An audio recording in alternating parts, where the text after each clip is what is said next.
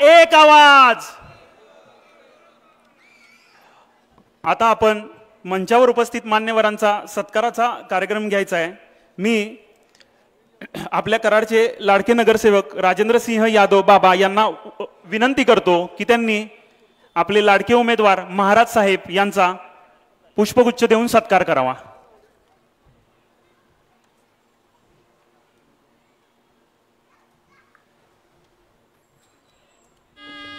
टाळ्यांच्या गजरात जोरदार स्वागत करायचं आपल्या लाडक्या उमेदवाराचं, महाराज साहेबांचा, महाराज साहेबांचा। अब की बार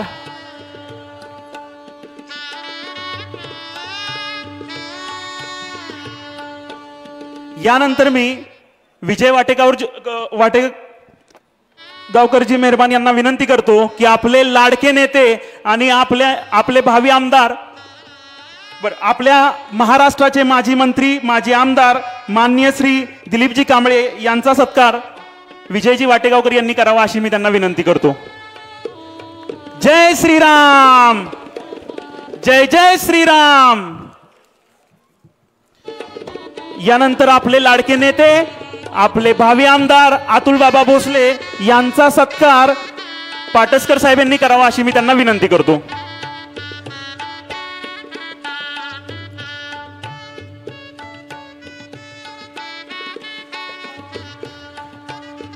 माजी आमदार कृष्णा खोऱ्याचे माजी मंत्री माननीय श्री आनंदरावजी पाटील यांचा सत्कार गजेंद्रजी कांबळे यांनी करावा अशी मी त्यांना विनंती करतो।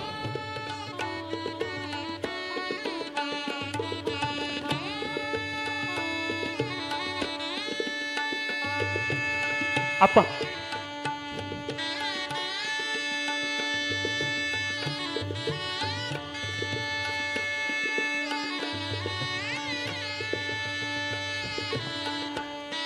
मनसेचे आपले जिल्हाध्यक्ष ॲडव्होकेट विकासजी पवार यांचा सत्कार रणजित पाटील नाना यांनी करावा अशी मी त्यांना विनंती करतो।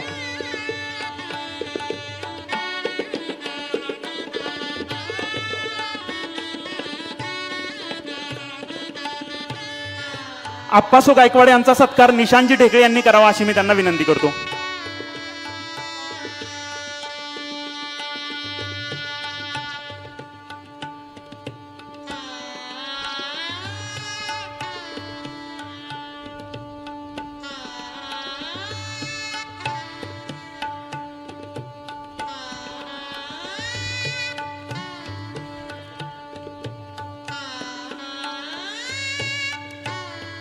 यानंतर शिवछत्रपतींच्या लाडक्या विषयावर आपल्या बोलणारे श्री भूषणजी जगताप यांनी आपले 4 शब्द व्यक्त करावे असे मी भूषणजी जगताप यांना विनंती करतो।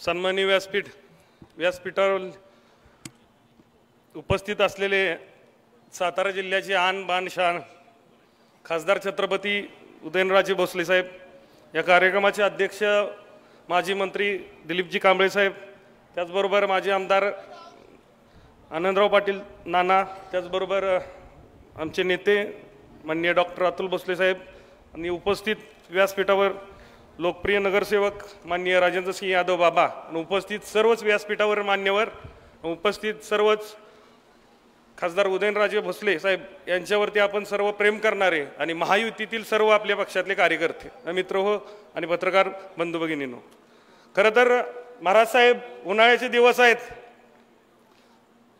पाऊस पण काय वाटत नाही वळवाचा पडेल। मागच्याही महाराज साहेब लोकांच्याकडे एक चूक झाली, एक वळवाचा पाऊस पडला आणि आपला त्या ठिकाणी पराभव झाला। पण एक सांगतो, जरी ह्या पाऊस जरी पडला, साहेबांनी छत्री द्या, वर ताडपदरी धरा नाही तर किलतान धरा, पण मत मात्र यावेळी महाराज साहेबांनाच द्या। मध्येच एक बातमी आलेली की आधारवड उभा राहतोय महाराज साहेब, आमची तर फार इच्छा होती पवारसाहेबांनी तुमच्या विरोधात उभं राहावं, कारण 1994 जो JR त्यांनी काढलाय आणि मराठा समाजाचं त्यांनी जे वाटोळं केलंय, आजही आमचा मराठा समाज अजून मोर्चे काढतोय, आंदोलन करतोय, त्यांना मराठ्यांना आरक्षण अजून मिळालं नाही, ते आपल्या सरकारमुळे यावेळी मिळालं. जे आज मराठा समाजाला जे कुणबीचे दाखले यावेळी मिळत आहेत ते आदरणीय एकनाथ शिंदे साहेब, फडणवीस साहेब आणि आदरणीय अजितदादा यांच्या प्रयत्नामुळे हे शक्य झालं. आणि मध्यंतरी आपल्या पालीमध्ये विरोधकांची एक सभा झाली आणि काय असतंय, टीका केली जाते, टीका केली पण पाहिजे, पण त्या पालीच्या सभेमध्ये एक इतक्या खालच्या पातळीवर जाऊन एकाने टीका केली, महाराज साहेब खरं बात बघायला गेलं ते आम्हाला सहन झालं नाही. तरी एक काय असते की 2-3 वर्षापूर्वी तिथं भेदा हॉस्पिटलच्या आपल्या शंभूतीर्थ चौकात आधी ग्राउंड मोकळा असायचं आणि तमाशातले सगळे पाले त्या ठिकाणी लागायचे. मग गावातली जत्रा असली की आम्ही तमाशा ठरवायला तिथं जायचो. आणि एकदा 2-3 वर्षापूर्वी एक तमाशा ठरवत असताना एक माणूस त्या ठिकाणी आला आणि तमाशाचा एक फडाचा मालक होता, त्याला म्हणू लागला की मला तमाशात काम करायचे आहे, माझी लई इच्छा आहे, मला तुम्ही तमाशात घ्या. पण तो म्हणला आता तो ढोलकी वाजवती तो बुक आहे, ते पियानो वाजवती तो बुक आहे, सगळं जेवण करण्यापासून नाचणाऱ्या ज्या स्त्रिया असतात सगळ्या बुक आहेत, मग तुला काम कुठलं द्यायचं. तो म्हणला काम मला कुठलं पण द्या, पण मला तमाशात यायचं आहे. मग तो म्हणला तमाशात एकच काम आहे. ती म्हणला कुठलं काम आहे. ते म्हणला नाच्याचं काम शिल्लक आहे, करशील का. ते म्हणला करतो. तसं कराड उत्तरमधून एक आमच्यातला इलेक्शन लागलं, निवडणूक लागली की एक नाच्या इथं ह्या फडामध्ये काम करायला येतो आणि काय जी मनाला येईल ती बडबडत असतो. मागच्या वेळी कारखान्याची निवडणूक पण झाली, त्यानं टीका केली बाबांच्यावरती. आमचे नेते, आमचे दैवत आदरणीय सुरेश बाबांच्यावरती पण टीका केली, पण झालं उलट. 13,000 मताच्या फरकानं आमचा कारखाना आम्ही निवडून आला. आज तुम्हाला खरं सांगायला गेलं, माझं गाव वडगाव आहे. वडगावात एक लक्ष्मीचं देऊळ आहे आणि कोणाला म्हशीला जर रेडाक होत नसलं तर त्या लक्ष्मीला जाऊन आम्ही नवस बोलतो की रेडाक झालं तर पहिलं काय असेल ती रेडा सोडीन तुला. तसा लक्ष्मीला एखादा रेडा नवसाला सोडते, तसा उत्तरेत नाही इकडं नवसाला सोडलाय रेडा. ह्यो कायम आमच्यावर जाऊन टीका करत असतो. फक्त सांगणं एवढंच आहे, तुम्ही आणि तुमच्या नेत्यांना सांगणं एवढंच आहे, कोरोना काळामध्ये सगळा इकडं देश मरत होता, सगळा अख्खा आपला देश तिकडे जळत होता. पण आज जर कराड तालुक्याला, सातारा जिल्ह्याला असेल, कोल्हापूर जिल्ह्याला असेल, तिकडं रत्नागिरी जिल्हा असेल, सांगली जिल्हा असेल, त्या सांगली जिल्ह्यामध्ये कराड सगळीकडं ह्या कोरोनाचे पेशंट होते, कोरोनाचे रुग्ण होते. लोकांना वाचवण्याचं काम हे कृष्णा चॅरिटेबल ट्रस्ट आमच्या दैवत सुरेश बाबा यांनी केलं. आमचं सांगणं त्याला एवढंच आहे की तुम्ही एखादी OPD काढा. एवढे मोठे आम्ही 2-2 कारखाने आमचे नेते सांभाळत आहेत. लोकांना, युवकांना आज तिथं रोजगार मिळतोय, शेतकऱ्यांच्या ऊसाची बिलं चांगल्या पद्धतीने मिळत आहेत. बरं नाही झालं तर तुम्ही एखादा गुऱ्हाळ काढा, एखादी खांडसरी करा. आपली लायकी केवढी, बोलतोय किती, काही समजत नाही. आणि महाराज साहेब, शिंदे साहेब आपल्या विरोधात आहेत. आदरणीय शिंदे साहेब आमदार आहेत, माजी मंत्री आहेत. मी सन्मानानं मी बोलतो, मला ते आमदार आहेत, माझी एवढी पात्रता नाही. पण आज महाराज साहेब एक सांगावंच, एक अभिमानानं सांगावंच वाटतं. छत्रपती उदयनराजे भोसले म्हणलं की आमचा ऊर भरून महाराज येतो. आमचा नेता पण असा आहे, कुठला भ्रष्टाचाराचा डाग त्यांच्यावरती लागलेला नाही. आणि जे समोरचा विरोधात आहे, घोटाळा कशात करावा, मुतारीत. आता काय असलेलं काही ED काही येणार नाही. समजा धरून त्यांना उद्या पोलीस स्टेशनला नेलं, उद्या कोर्टाने विचारलं काय केलं तुम्ही, सांगायचं मुतारीत घोटाळा केला. म्हणजे अशी अवस्था आहे आपल्या विरोधी उमेदवाराची. आणि आता मी फिरत असतो त्यावेळी मला एक जण म्हटले की की एका विरोधी आमच्या ह्याच्यातली म्हणले की तुम्ही निवडणूक आली की वगैरे काय आलं की तुम्ही मोदी साहेबांच्यावर पिक्चर काढता, सगळं काढता, हे बरोबर दिसत नाही. मग मी त्यांना सांगितलं एवढंच, मग तुम्ही एक काम करा, राहुल गांधींच्यावर पिक्चर काढा की, म्हणजे त्याचा फायदा बी आम्हालाच होईल. म्हणून या ठिकाणी आपल्याला फार वेळ कमी आहे. आता चिठ्ठी दिल्या, मला बोलायचं भरपूर होतं, लिस्ट मोठी होती, तरी पण आता या ठिकाणी मी थांबतो. आणि लोकसभेमध्ये येणाऱ्या निवडणुकीत 7 मेला नरेंद्र मोदी साहेबांचे हात बळकट करण्यासाठी या ठिकाणी आपण श्रीमंत छत्रपती उदयनराजे भोसले यांना बहुमताने निवडून देऊया. एवढंच मी तुम्हाला सर्वांना आवाहन करतो आणि थांबतो. जय हिंद, जय महाराष्ट्र. यानंतर माजी मंत्री साहेब आपलं मनोगत व्यक्त करतील.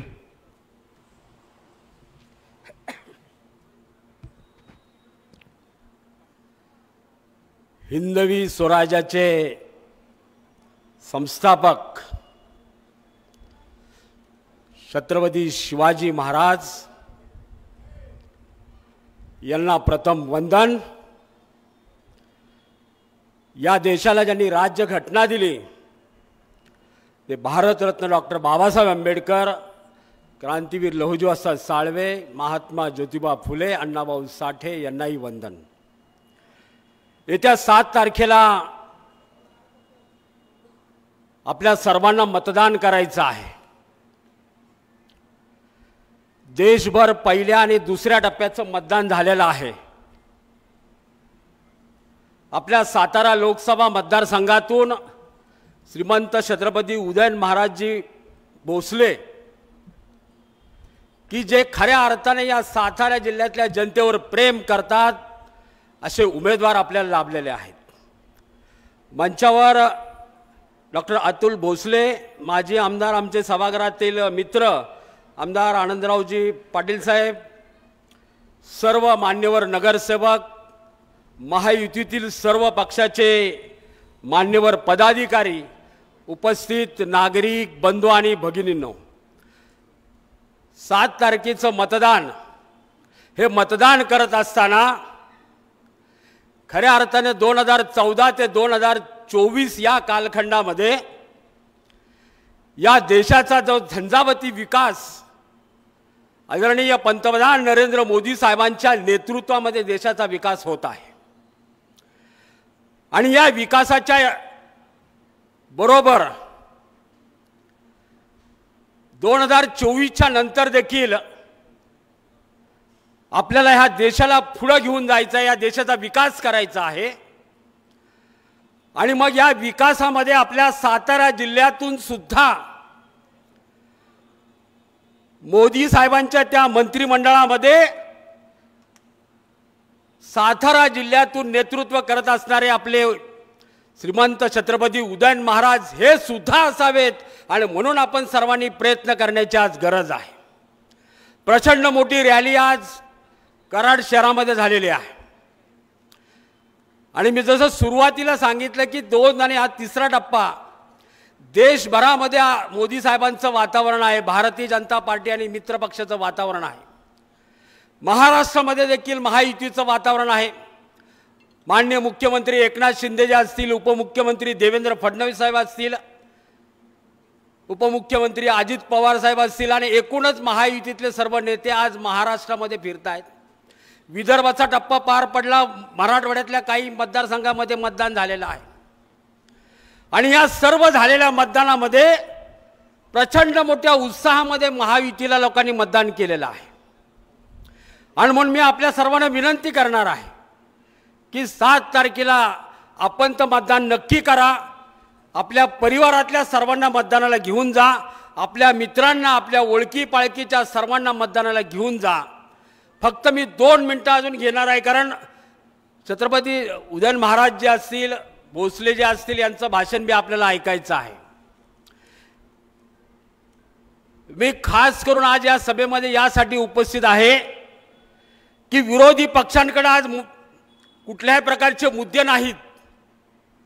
आणि मग मुद्दे नाही म्हणून मग काँग्रेस असेल, राष्ट्रवादी की जे शरद पवार साहेबांचे आहे, उरलेली शिवसेना जी उद्धव ठाकरे साहेबांची आहे, आज सगळीकडे महाराष्ट्रामध्ये जाऊन एकच गोष्ट बोलतात की भारतीय जनता पार्टीला 400 पार जागा कशासाठी पाहिजेत, तर महामानव आणि भारतरत्न डॉक्टर बाबासाहेब आंबेडकरांनी या देशाला जी घटना दिलेली आहे ती घटना यांना बदलायची आहे।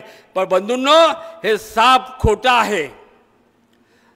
कारण आदरणीय पंतप्रधान नरेंद्र मोदी साहेबांनी 2 दिवसापूर्वी जाहीर सभेत सांगितलं, मी जिवंत असेपर्यंत मी घटना कोणाला बदलू देणार नाही आणि मी सुद्धा बदलणार नाही, एवढं जाहीरपणे त्यांनी सांगितलेलं आहे।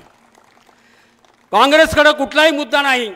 काँग्रेसने पूर्वीच्या काळामध्ये गरिबी हटावचे नारे दिले, बेरोजगाराच्या संदर्भात बोलून झालं तरी त्यांना जनआधार आता राहिलेला नाहीये।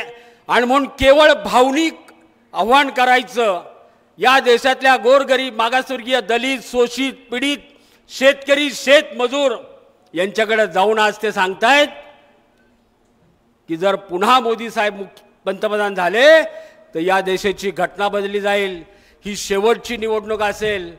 पण बंधूंनो, हे अशा नाटकं आता कुठेही चालणार नाहीत.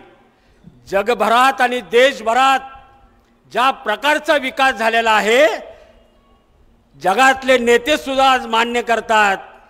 आणि काय हो, पूर्वीच्या काळी काँग्रेसने 60 वर्ष या देशावर राज्य केलं, पण पूर्वीच्या काळी आपल्या देशाचे पंतप्रधान विदेशात गेल्यानंतर कुठेही त्याची बातमी सुद्धा होत नव्हती.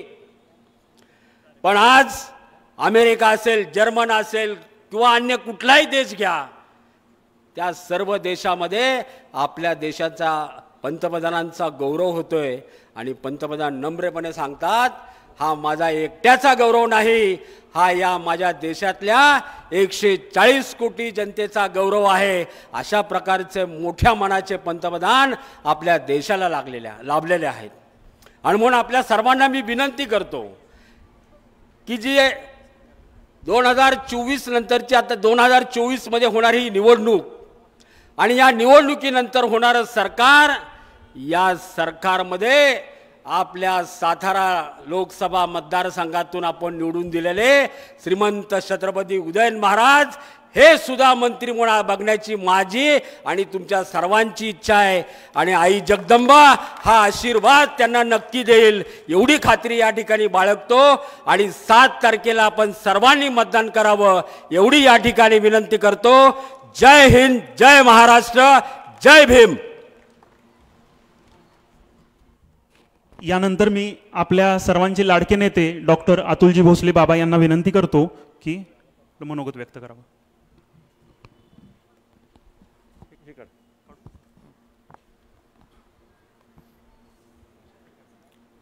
छत्रपती शिवाजी महाराज की.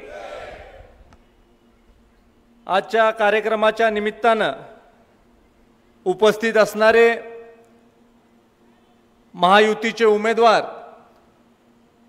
तुमचे आमचे सगळ्यांचे लाडके छत्रपती श्रीमंत उदयनराजे साहेब, कार्यक्रमाला आवर्जून उपस्थित असणारे माजी मंत्री लोकप्रिय नेते दिलीपरावजी कांबळे साहेब, आपले मार्गदर्शक माजी आमदार आदरणीय आनंदरावजी नाना,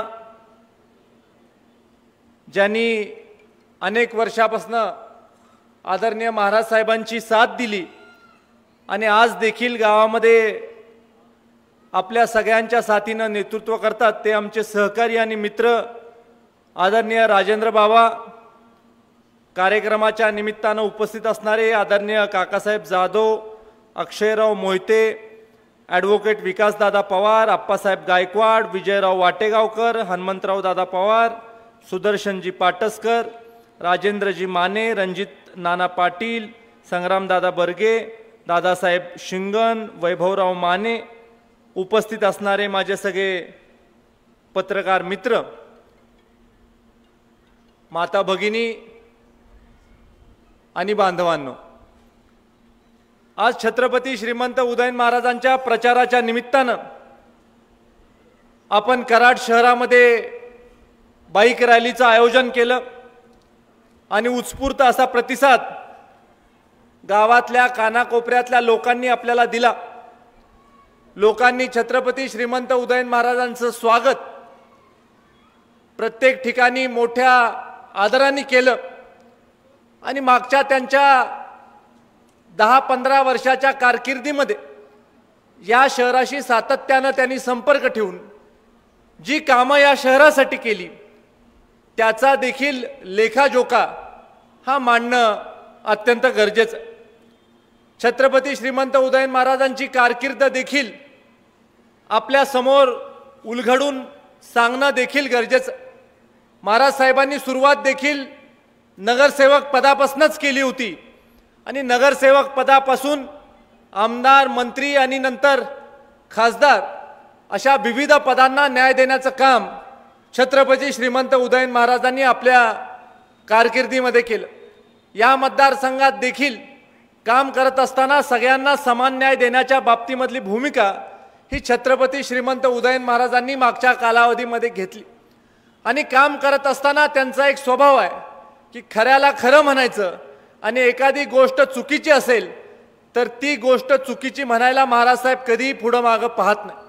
आणि त्यामुळे आपण सगळ्यांनी मागं अनुभवलेलं आहे की महाराज साहेबांना आपण निवडून दिल्यानंतर देखील मार्ग योग्य नाही असं ज्या वेळेला महाराज साहेबांना वाटलं, ज्या वेळेला त्या पक्षाची देहधोरणं त्यांना पटली नाही, देशाच्या विकासासाठी काय गरजेचं आहे याचा विचार करून छत्रपती श्रीमंत उदयन महाराजांनी निवडून गेल्यानंतर 3 महिन्यामध्ये आपल्या पदाचा राजीनामा दिला. सत्तेचा पदाचा मोह त्यांनी केला नाही आणि छत्रपती श्रीमंत उदयन महाराज हे आदरणीय मोदीजींच्या पाठीशी उभं राहण्याच्या बाबतीमधली भूमिका घेऊन तुमच्या समोर आले. आता सातत्यानं केंद्र सरकारच्या माध्यमातून विविध विकास कामं ते ह्या भागासाठी करायचा प्रयत्न करत आहेत. आज या जिल्ह्यामध्ये तब्बल 9,900 कोटी रुपयाची कामं ही छत्रपती उदयन महाराजांच्या माध्यमातून आलेली आपल्याला दिसतात. मग ती नॅशनल हायवेची कामं असतील किंवा स्टेट हायवेची कामं असतील, केंद्र सरकारच्या माध्यमातून पाणी पुरवठा योजनांना मोठ्या प्रमाणावर निधी देण्याचं काम असेल किंवा राज्य सरकार आणि केंद्र सरकारच्या संयुक्त विद्यमानं जी कामं होणं गरजेचं आहे ती कामं करण्याच्या बाबतीमधलं काम त्यांचं असेल. केंद्रामध्ये त्यांचा उत्तम संपर्क हा देशामधल्या सगळ्या नेत्यांशी आहे. आदरणीय गडकरी साहेबांच्या माध्यमातून देखील ओव्हरब्रिजची जी कामं आहेत ती मोठ्या प्रमाणावर करण्याचा प्रयत्न आदरणीय छत्रपती उदयन महाराजांनी केला. कराड शहरामध्ये 14 लेनिंग रस्ता आता होताना आपण प्रत्यक्ष पाहतोय आणि त्या 14 लेनिंग रस्त्याला सुद्धा अतिरिक्त निधी मंजूर करून देण्याच्या बाबतीमधला प्रयत्न हा छत्रपती श्रीमंत उदयन महाराजांनी केला. उमरतच्या पुलाचे प्रश्न असतील किंवा आपल्या मलकापूरमध्ये जाणाऱ्या फ्लायओव्हरचे प्रश्न असतील ते सगळे छत्रपती श्रीमंत उदयन महाराजांनी सोडवले.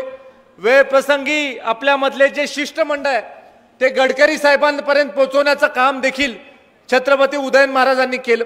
आणि आज सातारा शहरामध्ये मोठ्या प्रमाणावर ग्रेड सेपरेटरचं काम असेल, शहरातल्या रस्त्यांचं काम असेल, पाणी पुरवठा योजनेचं काम असेल, सगळी कामं ही छत्रपती उदयन महाराजांच्या प्रयत्नामधनं झालेली आपल्याला दिसतात. सातारा शहराच्या पाण्याच्या प्रश्नाच्या बाबतीत देखील त्यांनी खूप मोठं काम मागच्या कालावधीमध्ये राज्य सरकारच्या माध्यमातून केलं. आणि त्यामुळं आपल्याला एक असा नेता निवडून देणं गरजेचं आहे ज्यांचं आदरणीय मोदीजी ऐकतात, ज्यांच्या माध्यमातून केंद्र सरकारचा निधी मोठ्या प्रमाणावर आपल्याला येऊ शकतो, राज्य सरकारचा निधी आपल्याला मोठ्या प्रमाणावर येऊ शकतो. आणि आपल्याला सगळ्यांना एका गोष्टीचा अभिमान वाटला पाहिजे की मागच्या 10 वर्षापासून आपण मोदीजींची सभा घेण्यासाठीचा प्रयत्न करतोय. 2014 पासून आपला प्रयत्न चालू आहे की एकदा मोदीजींची सभा व्हावी. पण फक्त आणि फक्त छत्रपती श्रीमंत उदयन महाराजांच्या प्रचाराच्या निमित्तानं कराडकरांना विनंती करण्यासाठी, त्यांचा प्रचार करण्यासाठी आज मोदीजी आपल्याकडे आले आणि त्यांनी विनंती केली की प्रत्येकाने घरोघरी जावा, प्रचार करा, माझा निरोप प्रत्येक घरापर्यंत द्या आणि आपले उमेदवार आदरणीय छत्रपती उदयन महाराजांना मोठ्या मताधिक्यानं निवडून द्या. आपण मागं दाखवून दिलंय की कमळाला मतदान करण्याच्या बाबतीमधली आपली भूमिका. कराड शहरामध्ये पहिला कमळाच्या चिन्हावरच्या नगराध्यक्षा ह्या देखील आपण मागच्या कालावधीमध्ये निवडून दिल्या होत्या. आणि त्या निवडून देत असताना केंद्र सरकारचं नेतृत्व जे आहे आदरणीय मोदीजींच्या नेतृत्वाला पाठबळ देण्याचं काम हे मागच्या कालावधीमध्ये आपण केलेलं आहे. केंद्र सरकारने असंख्य योजना शहरांसाठी केलेल्या आहे. आज तुम्ही देशामधलं कुठलंही शहर पाहिलं तर मोठ्या शहरांचा एक आराखडा तयार करण्याचं काम केंद्र सरकारने केलं. अनेक वर्षापासून मुंबई शहराला मेट्रो देण्याच्या बाबतीमधले स्वप्न अनेक सरकार दाखवत होते. पण आज केंद्र सरकारने मुंबईसारख्या शहराला मेट्रोचं जाळ उभा करून देण्याचं काम केलं. मागच्या कालावधीमध्ये आदरणीय मोदीजींनी घोषणा केली की मुंबईला अहमदाबादला जोडण्याची एक मोठी बुलेट ट्रेन ही देखील आपण जपान गव्हर्नमेंटच्या सहकार्यानं करू. आणि जपान सरकारच्या सहकार्यानं एक बुलेट ट्रेन ही देखील मोदीजींच्या माध्यमातून तयार होताना आपण आपल्या डोळ्यांनी पाहतो. आज पुणे मेट्रो असेल, नागपूर मेट्रो असेल, मुंबईसारख्या शहरामध्ये इथेनॉलवर चालणाऱ्या बसेस असतील, नागपूरसारख्या शहरामध्ये इथेनॉलवर चालणाऱ्या बसेस असतील, अशा प्रकारचे दूरदृष्टिकोन ठेवून एक चांगला या भागाचा विकास करण्यासाठी, शहरांचा विशेषतः विकास करण्यासाठीचा प्रयत्न हा केंद्र सरकारच्या माध्यमातून होताना आपल्याला दिसतोय. अटल मिशनच्या माध्यमातून अनेक विविध कामं ही मोठ्या शहरांमध्ये होताना आपल्याला दिसतात. आपल्या कराड शहरामध्ये देखील आपण मागच्या कालावधीमध्ये आदरणीय देवेंद्रजी फडणवीस साहेबांना विनंती केली की या शहरामध्ये स्वर्गीय चव्हाण साहेबांच्या काळामध्ये स्टेडियमची उभारणी झाली होती आणि तेव्हापासून आतापर्यंत स्टेडियमच्या डागडुजीसाठी देखील योग्य तो निधी उपलब्ध झाला नाही. आणि देवेंद्रजींनी कृषी प्रदर्शनाच्या त्यांच्या भाषणामध्ये घोषणा केली. त्यांनी सांगितलं की अतुलराव तुम्ही मागणी केली आणि छत्रपती उदयन महाराजांनी देखील त्या मागणीला पूर्ण ताकद दिली आणि त्यामुळं मी छत्रपती उदयन महाराजांच्या मागणीवरून कराडच्या छत्रपती शिवाजी महाराज स्टेडियमला भरघोष निधी येणाऱ्या काळामध्ये उपलब्ध करून दिला. अशा प्रकारची घोषणा ही देखील उदयन महाराजांच्या मागणीवरनं आदरणीय देवेंद्रजींनी केली. माझी खात्री आहे की आचारसंहिता संपल्यानंतर बजेट सेशनमध्ये निश्चित राज्य सरकारच्या माध्यमातून आपल्या स्टेडियमला न्याय देण्याचं काम देवेंद्रजी फडणवीस साहेबांच्या माध्यमातून झाल्याशिवाय राहणार. या मतदारसंघाला मोठ्या प्रमाणावर विकास निधी भारतीय जनता पार्टीने उपलब्ध करून दिलेला आहे. भारतीय जनता पक्षाने 434 कोटी रुपयाचा निधी महायुतीच्या सरकारच्या माध्यमातून उपलब्ध करून देण्याचं काम मागच्या कालावधीमध्ये केलेलं आहे. आणि आपण सगळे जाणता की आदरणीय मुख्यमंत्री असतील, आपले आदरणीय देवेंद्र दादा उपमुख्यमंत्री असतील, दुसरे उपमुख्यमंत्री अजित दादा असतील, या तिघांनी ठरवलेलं आहे की सातारा जिल्ह्याला जे जे लागेल, मग पर्यटनासाठी लागेल, रोजगाराच्या निर्मितीसाठी लागेल, रस्त्यांसाठी लागेल किंवा इतर नागरी सुविधेसाठी लागेल, ते उपलब्ध करून देण्याच्या बाबतीमधला प्रयत्न आज या महायुतीच्या सरकारच्या माध्यमातून होतो. बरेच वेळेला आपल्याला प्रश्न पडतो की आपण खासदार निवडून देत असताना काय निकष ठेवले पाहिजे. तर मला आपल्याला खऱ्या अर्थानं सांगायचं आहे की आपण खासदार निवडून देत असताना निकष एवढेच ठेवले पाहिजेत की आपले जे खासदार आहेत ते आपले विचार लोकसभेमध्ये मांडू शकले पाहिजेत. आपले जे खासदार आहेत ते लोकसभेमध्ये जाऊन आपले प्रश्न सोडवण्याची क्षमता त्यांच्यामध्ये असली पाहिजे. आपले जे खासदार आहेत त्यांचं केंद्र सरकारच्या नेतृत्वाशी सलोख्याचे संबंध असले पाहिजेत. आपले जे खासदार आहेत त्यांना दूरदृष्टिकोन असला पाहिजे या भागाच्या विकासासाठी, या लोकांच्या विकासासाठी. परवा देखील आदरणीय मोदीजींच्या भाषणाच्या आधी आदरणीय छत्रपती उदयन महाराजांनी काही महत्त्वपूर्ण मुद्दे मांडले.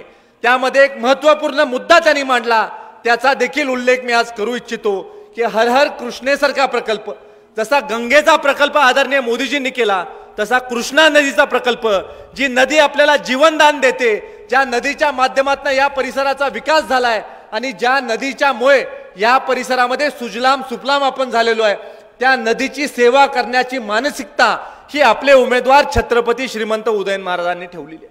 आणि त्यामुळे अशा प्रकारचा खासदार आपल्याला निवडून दिला पाहिजे, जे खासदार या परिसराच्या 25 वर्षाच्या भवितव्यासाठी, येणाऱ्या काळामध्ये आपल्या तरुण पिढीच्या भवितव्यासाठी विचार करू शकतील.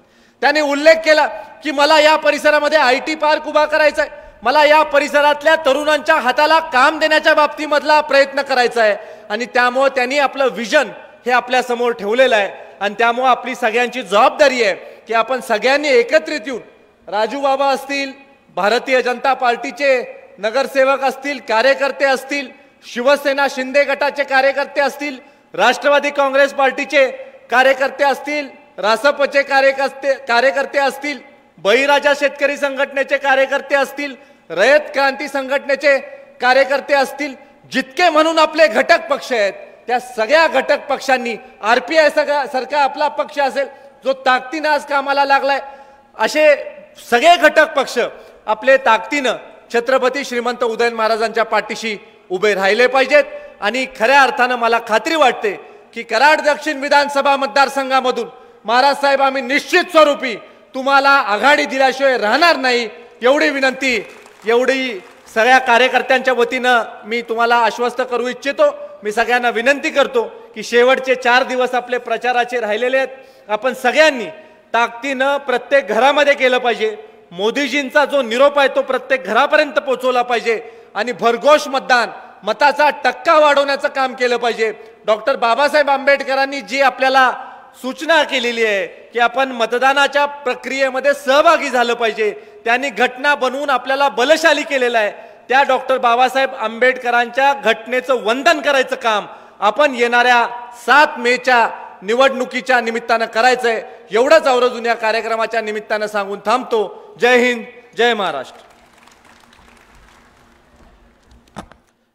यानंतर फक्त प्राचार्य डॉक्टर पांडुरंग मांडकीकर यांना मी स्टेजवर निमंत्रित करतो. यांनी मोदी साहेबांनी 10 वर्षात जी कामं केलेली आहेत त्या कामाचं संकलन आणि संपादन करून मोदी@10 असं पुस्तक लिहिलेलं आहे. या पुस्तकाचं प्रकाशन महाराज साहेब व स्टेजवर उपस्थित मान्यवरांच्या हस्ते होत आहे. सर्वांनी टाळ्यांच्या गजरात स्वागत करावं.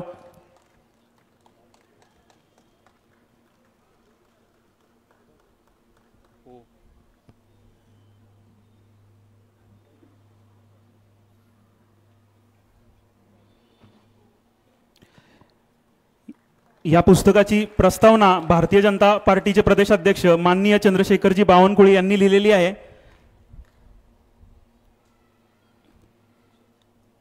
यानंतर मी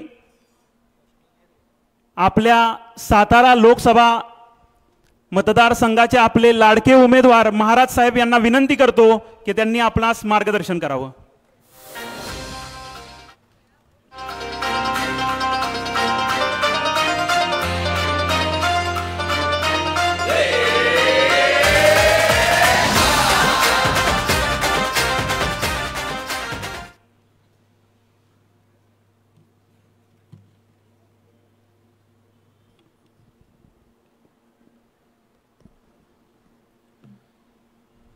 सर्वात प्रथम या ठिकाणी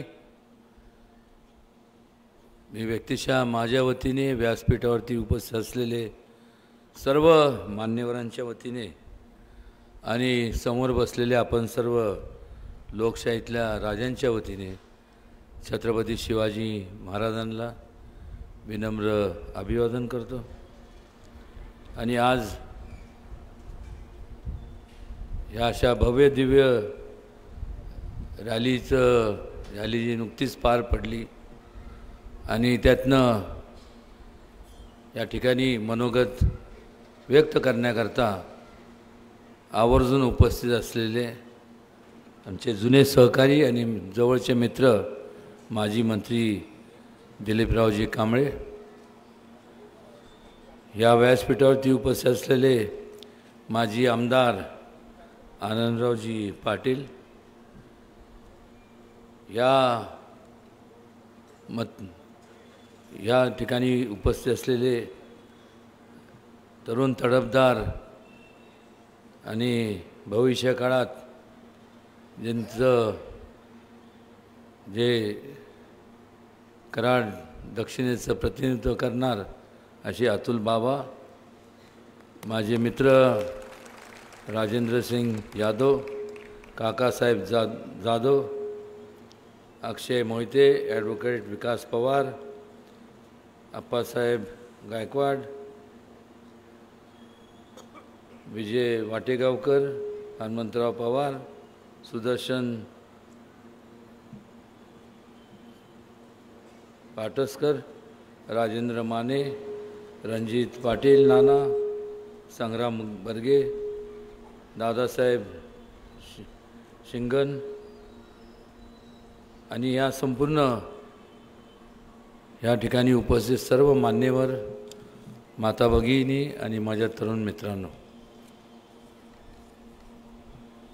या सातारा जिल्ह्याची एक आगळीवेगळी ओळख आहे, एक आगळीवेगळी परंपरा आहे, एक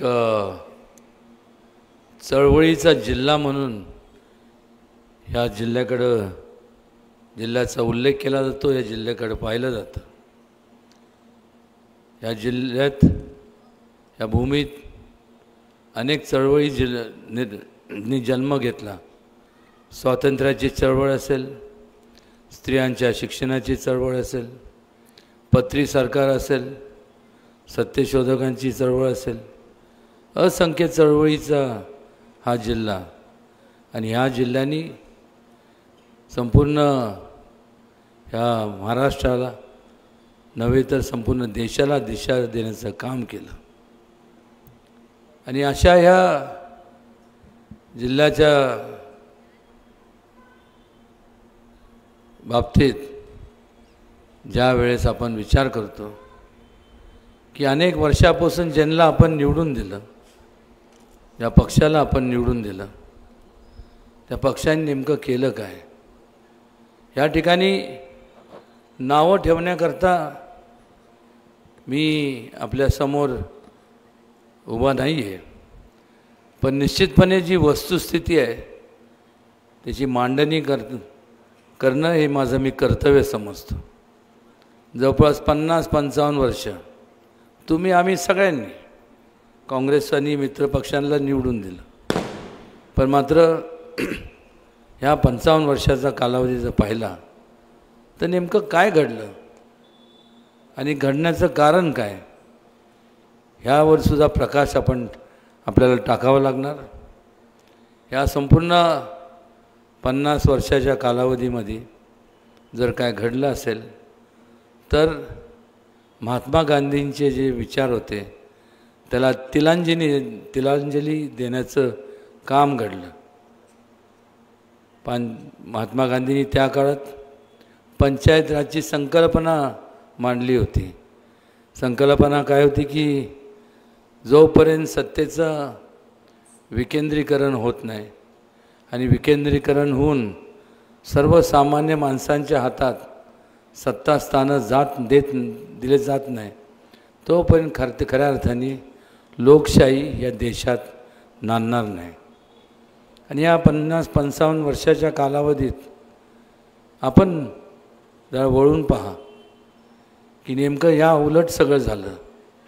सत्तेचं विकेंद्रीकरण तर लांब राहिलं, पण मात्र मोठ्या प्रमाणावर सत्तेचं केंद्रीकरण झालं.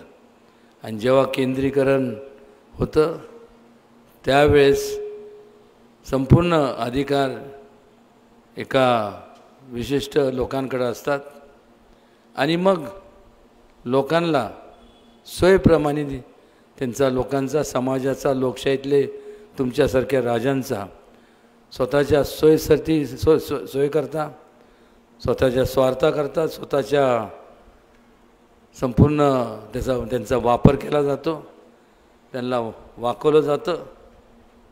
हेच नेमकं घडत आलं. 1, 2, 3 असं बघता बघता अनेक वर्ष पार पडले. लोकांमध्ये त्या काळात अनेक घोषणा दिल्या गेल्या, जसं मगाशी दिलीपराव कांबळेंनी सांगितलं,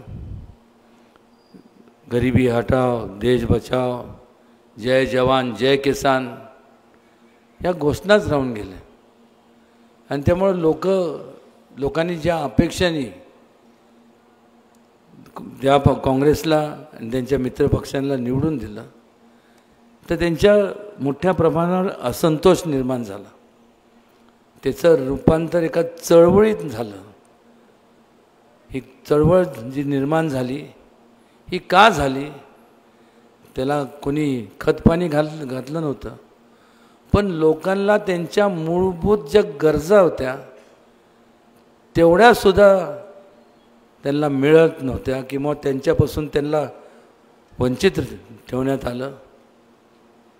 आणि त्यामुळं मोठा उठाव ह्या देशभरात झाला.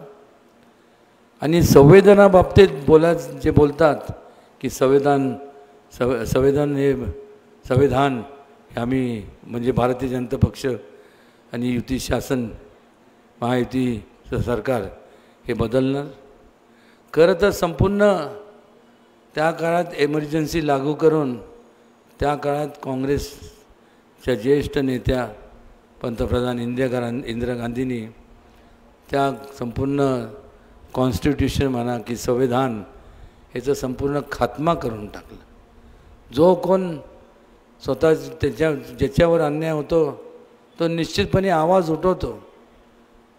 कारण ज्या वेळेस आपण आपल्या लोकप्रतिनिधींना निवडून देतो तेव्हा त्या लोकप्रतिनिधींकडनं तुमच्या लोकांच्या अपेक्षा असतात आणि नेमकं त्याकडेच दुर्लक्ष केलं गेलं एवढे वर्ष. आणि त्यामुळं त्यांनी होणारा अन्याय त्यांनी त्याच्या विरोधात आवाज उठवल्यानंतर त्यांना जेलमध्ये पाठवण्यात आलं. संपूर्ण दामटून ठेवण्याचं काम केलं. ही वस्तुस्थिती आहे. हे काय निवडणूक आहे म्हणून मी बोलत नाही. हे सांगण्याचं कारण एवढंच होतं की एका काळी जो संपूर्ण देशावरती राज्य करत होता, म्हणजे स्वातंत्र्यानंतर जवळपास 50-55-60 वर्ष ज्या पक्षांनी राज्य केलं, आज त्या पक्षाची अवस्था म्हणजे दुर्दशा पहा.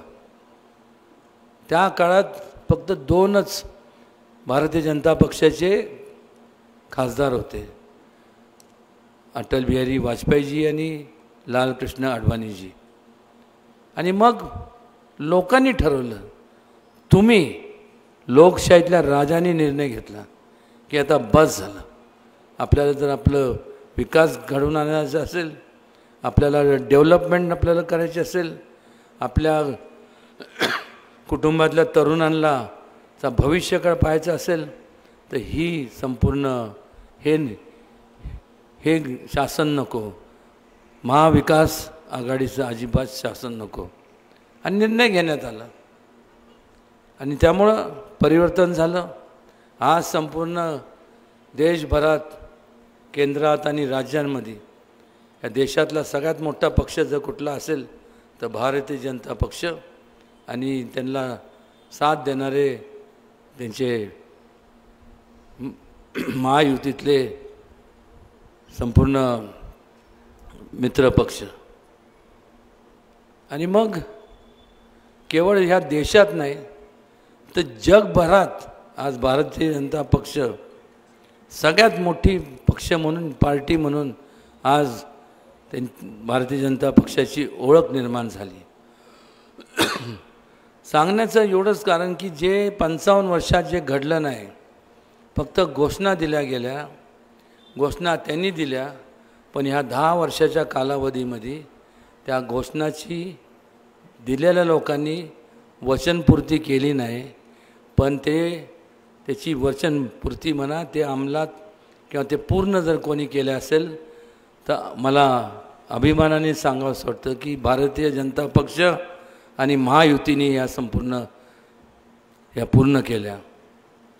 गरिबांच्याबद्दल बोललं गेलं, पण कुठलीही उपाययोजना आखली गेली नाही. त्याचबरोबर जवानांच्या बाबतीत बोललं गेलं, शेतकऱ्यांच्या बाबतीत बोललं गेलं, शेतकरी म्हणजेच किसानच्या बाबतीत बोललं गेलं, पण कुठल्याही प्रकारची योजना आखली गेली नाही. पण मात्र भारतीय जनता पक्षाने एक स्थिर सरकार जेव्हा असतं त्यावेळेस एक प्रकारचं नियोजनबद्ध कार्यक्रम राबवता येतो आणि संपूर्ण ह्या देशातल्या मग जे दुर्लक्षित दुर्गम भागात राहणारे आणि जे लोक आहेत, जो वर्ग आहे, महिलांचं सक्षमीकरण असेल, त्याचबरोबर तरुणांचं एम्पॉवरमेंट असेल, मेक इन इंडिया असेल, क्रीडा क्षेत्र असेल, अशा वेगवेगळ्या क्षेत्रामध्ये मोठ्या प्रमाणावरती आपण जर पाहिलं तर मोठ्या योजना राबवल्या गेल्या. आज संपूर्ण प्रत्येकाला एक आशेचं किरण आता नजरेसमोर दिसायला लागलं आहे आणि ते सुद्धा मोदीजींच्या कुशल नेतृत्वाखाली भारतीय जनता पक्ष आणि मित्र पक्षाच्यामुळं आज ही परिस्थिती निर्माण झाली. आणि दुसऱ्या बाजूला जर आपण पाहिलं महाविकास आघाडी, मला तर आवर्जून कधी कधी असं वाटतं की ती महाविकास नाही, महाभकास आघाडी आहे. कारण ज्या वेळेस कुठलंही काम न करता लोकांसमोर जाण्याचं धाडस हे लोक कसे करतात हे आपण त्यांना तेव्हा तुमच्याकडे येतील त्यांना आवर्जून विचारणं गरजेचं आहे. आणि मग स्वतःचा नाकर्तेपणा किंवा कुठलेही नाकर्तेपणा दडवण्याकरता मग एकच गोष्ट उरते, ते म्हणजे दुसऱ्याला नावं ठेवणं.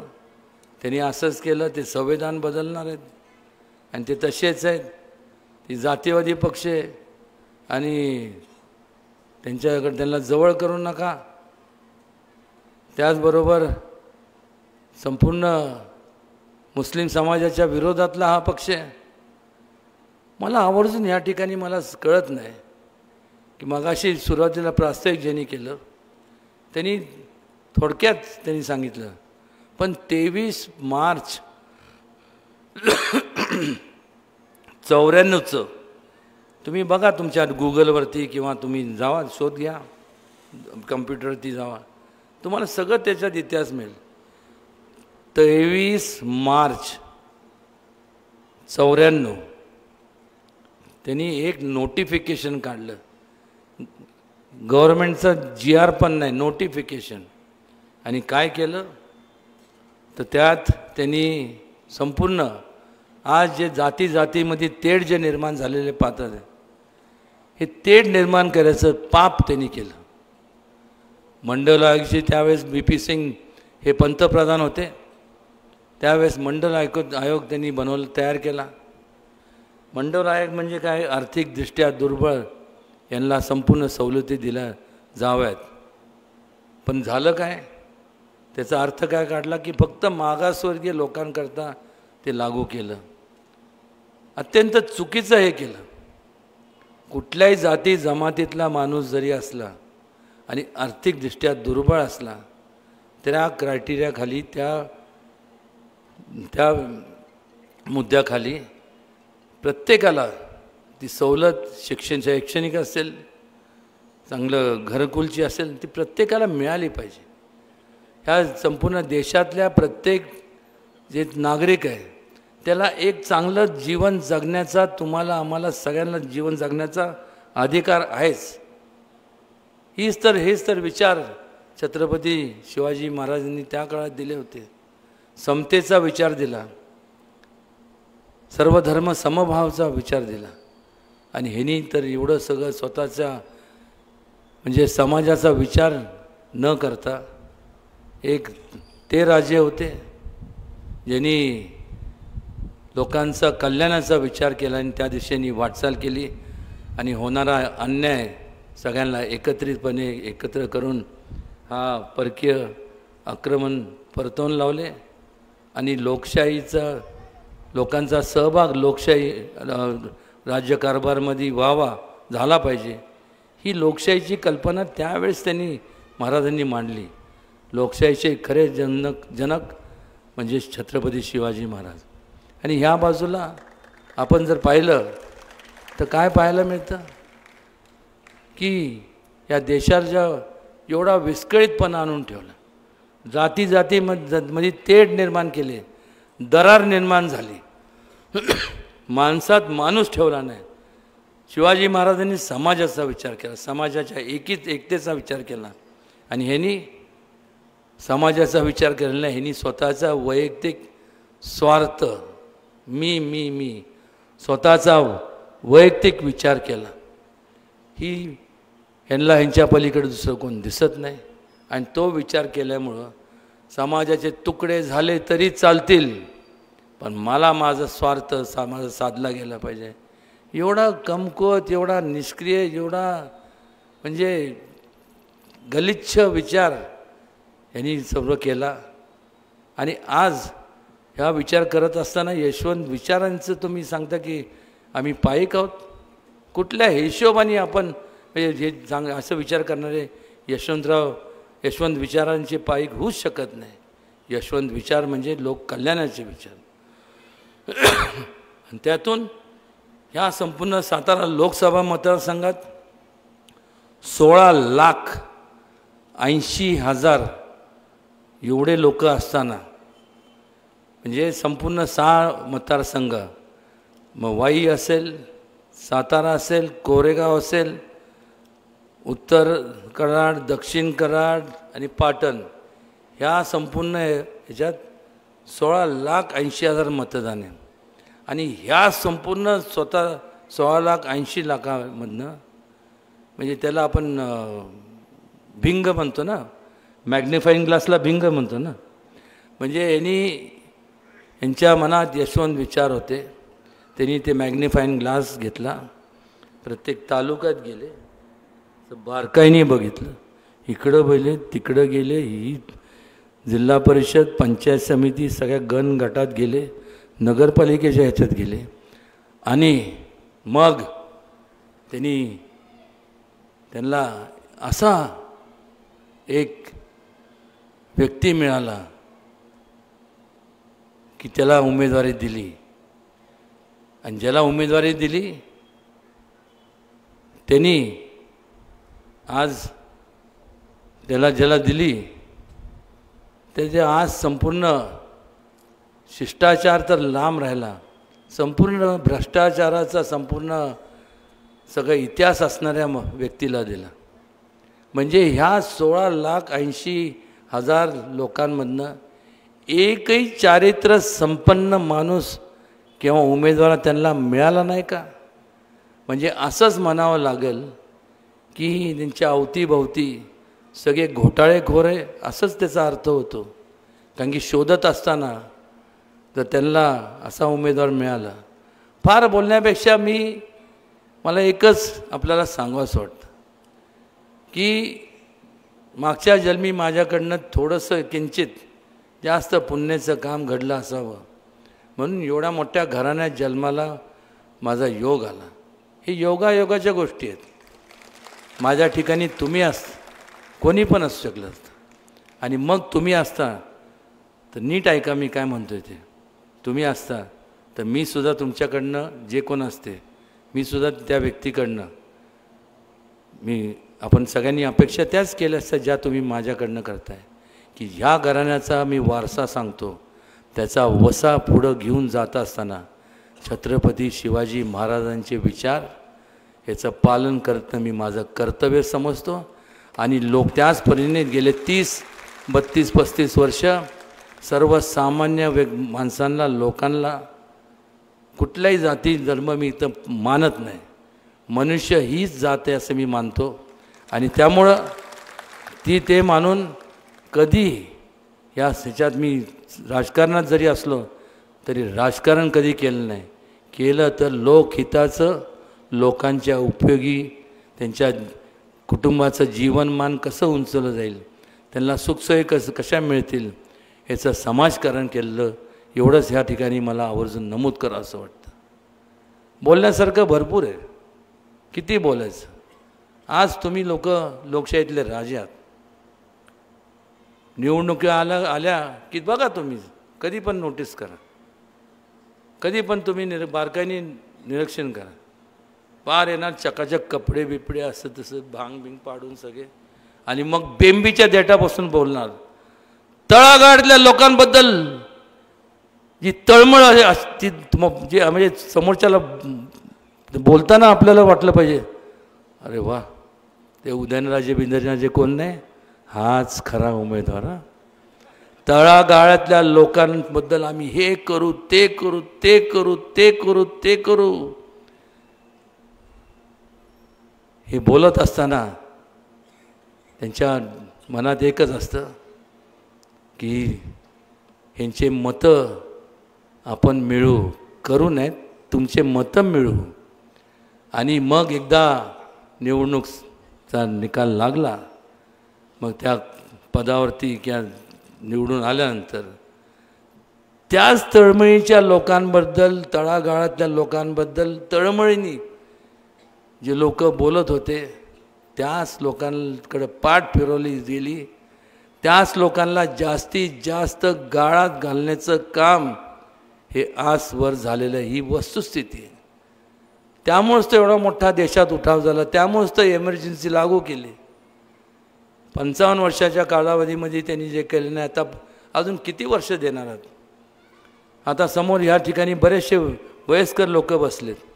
आज वयस्कर आहे, पण त्याच एक 35-40 वर्षापूर्वी ही लोकसुद्धा त्यांच्या ऐन तारुण्यात होते. मग संधी मिळाली नाही, काही कुठले दालनं खुले नव्हते विकासाचे. आज असे अनेक 1, 2 नाही 3, 4 पिढ्या आज नैराश्य येतं, जेव्हा इच्छा असती की आपण हे करावं ते करावं, पण स्कोप न मिळाल्यामुळं नैराश्य येतं. मग अधिकार दिला कोणी यांना, की आज व्यक्ती केंद्रित तुम्ही झालात, आणि तुमच्यामुळं अनेक तरुणांचं, त्या काळातल्या तरुणांचं जे संपूर्ण तुम्ही खच्चीकरण झालं, त्याला तुम्हीच, हे लोक जबाबदार आहेत. आज निर्णय तुम्हाला घ्यायचा आहे.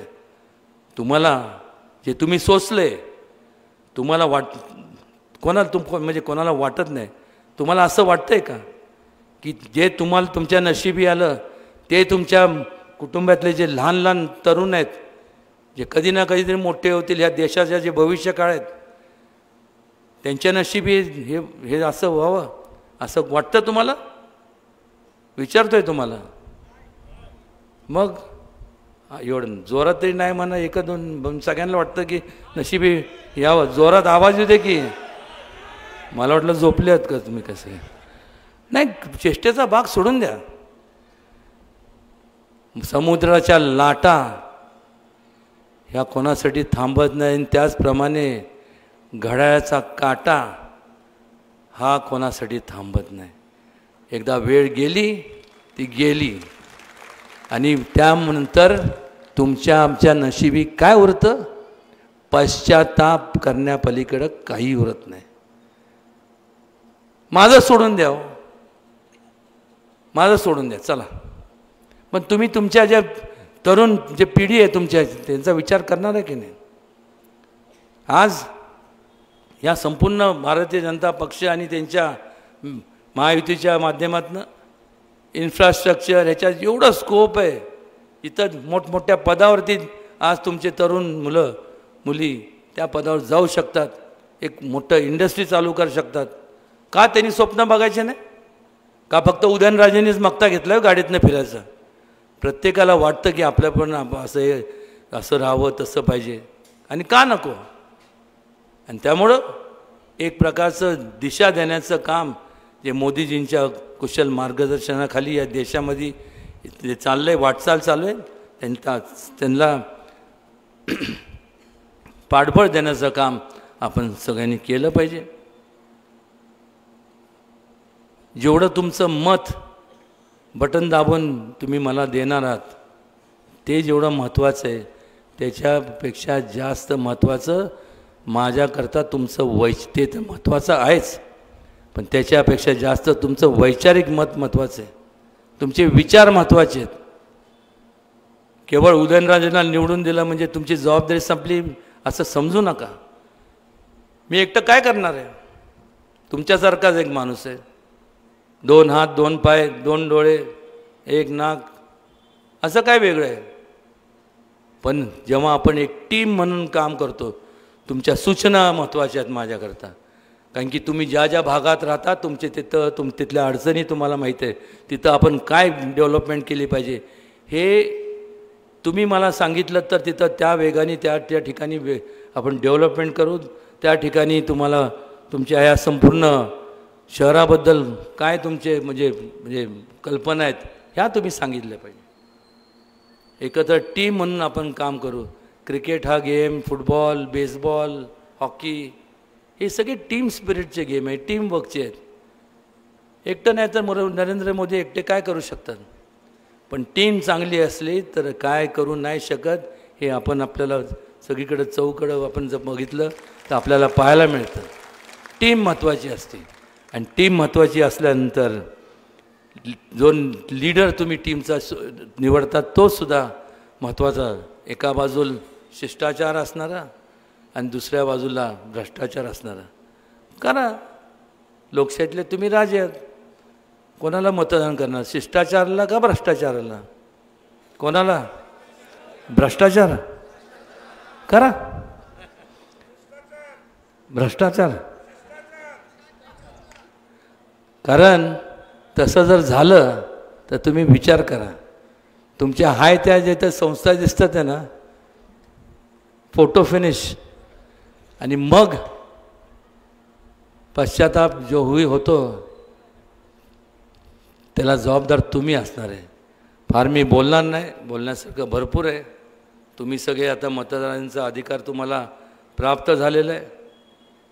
फार बोलण्यापेक्षा तुम्ही सुज्ञ मतदार राजे आहात. योग्य तो निर्णय घ्या आणि वाटेल त्या परिस्थितीत मला निवडून द्या. कळालं का? हे आवाज एकदम वाढला, मी तरी काय करणार?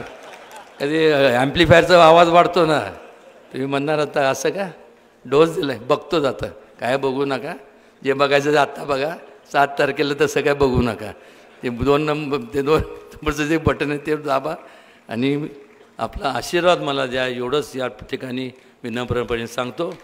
आणि आपण ह्या ठिकाणी वेळात वेळ काढून आलात, आपलं या ठिकाणी बहुमोल वेळ खर्च करून थांबलात, त्याबद्दल मी आपल्या सगळ्यांचं स्वागत आणि आभार मानतो.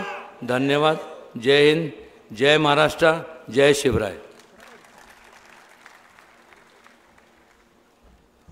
महाराज, आम्ही कराडच्या वतीने तुम्हाला भरघोस मतदान करू अशी ग्वाही देतो. आजचा हा कार्यक्रमानिमित्त माननीय खासदार श्री छत्रपती उदयनराजे भोसले, अतुलबाबा भोसले, दिलीप कांबळे साहेब, राजेंद्र यादव व सर्व नगरसेवक आज उपस्थित राहिले व आज हा कार्यक्रम संपला असे मी घोषित करतो. जय हिंद, जय महाराष्ट्र.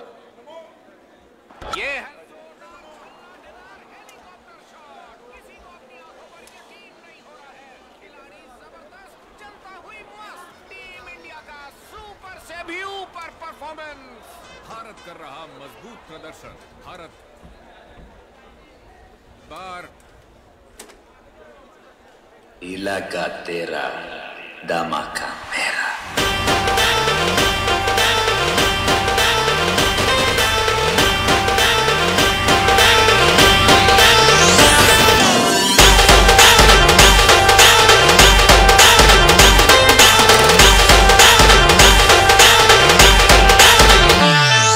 राष्ट्रात एक हृदयाचा नेक नाद नाही राजेंचा करायचा.